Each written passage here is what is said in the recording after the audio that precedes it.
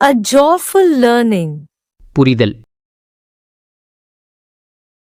ஒருமுறை ஒரு தாத்தா தனது அழகான பேரக்குழந்தையை பூங்காவிற்கு அழைத்துச் சென்றார்.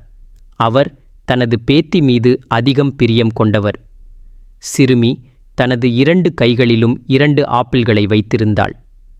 தாத்தா தனது பேத்தியிடம், என் செல்லம், உன் 2 ஆப்பிள்களில் ஒன்றை உன் தாத்தாவுக்கு கொடுக்க முடியுமா என்று புன்னகையுடன் மெதுவாக கேட்டார். சிறுமி தனது தாத்தாவை சில நொடிகள் நிமிர்ந்து பார்த்தாள். பின்னர் அவள் திடீரென்று ஒரு ஆப்பிளை விரைவாக கடித்தாள். பின்னர் மற்றொன்றையும் விரைவாக கடித்தாள். தாத்தாவிற்கு ஏமாற்றமாக இருந்தது. அவர் தனது ஏமாற்றத்தை வெளிப்படுத்தாமல் இருக்க கடுமையாக முயன்றார்.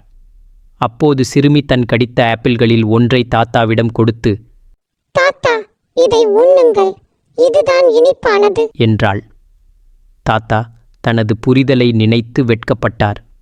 நீதி: சரியான புரிதல் இல்லாமல் யாரையும் விரைவாக மதிப்பிடாதீர்கள்.